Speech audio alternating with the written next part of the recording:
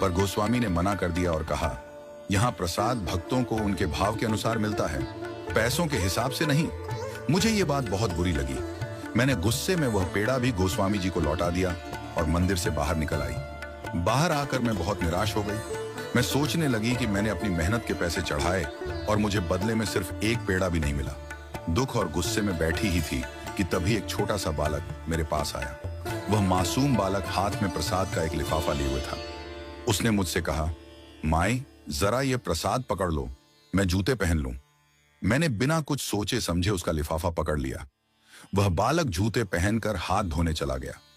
मैं उसकी प्रतीक्षा करती रही, लेकिन वह बच्चा लौटकर नहीं आया। मैंने इधर उधर देखा, लेकिन वह कहीं नजर नहीं आया। काफी देर तक इंतजार करने के बाद मैंने सोचा कि आखिर इस लिफाफे में है क्या। जब मैंने वह लिफाफा खोला तो मेरी आंखें फटी रह गईं। उसमें 4 पेड़े, वही 200 रुपए और एक कपड़े की कातर थी जो इत्र से महक रही थी। साथ ही एक कागज का छोटा सा टुकड़ा भी था। मैंने उसे खोलकर देखा तो उसमें लिखा था, माई अपने लाला से नाराज मत हुआ करो। यह देखकर मैं स्तब्ध रह गई। मुझे समझ में आ गया कि वह नन्हा बालक और कोई नहीं, स्वयं मेरे बांके बिहारी थे। मेरी आंखों से आंसू बह निकले और दिल में पश्चाताप का भाव भर गया।